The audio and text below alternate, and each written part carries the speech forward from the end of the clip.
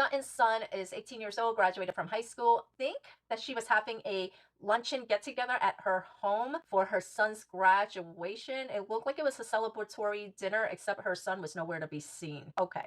Anyway, Mama Reba came up from Georgia to LA, and there she is. And it's because Avi is not around to film with her. I said that, like, I don't feel like Sutton treats Avi really good.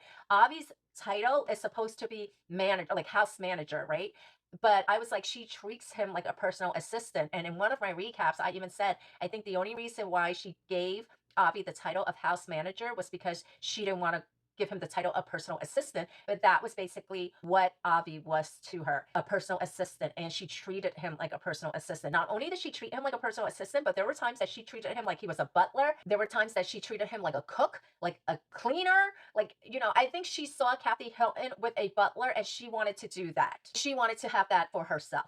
Anyway, she doesn't go into what the falling out was, but she basically said that there was like a lack of communication or some shit like that. That's what she's saying. But of course, Sutton, she's a difficult person to be around. And like I said, look at how she treats Avi. They actually do a flashback of how she treats Avi. But what I found interesting was the fact that now that, her and Avi aren't working together anymore or whatever, she actually refers to him as a personal assistant. She doesn't really explain to the ladies what the falling out was. She just says that there was like communication problems. And you know what? He was probably sick of her shit. He probably felt like, I'm not getting paid enough to be your butler, your cleaner, your cook, your usher, your driver, your stylist, your freaking receptionist, your freaking doorman, and your house manager, and your sidekick to film with, because nobody else wants to film with you, especially now that Garcelle kicked your ass to the curb.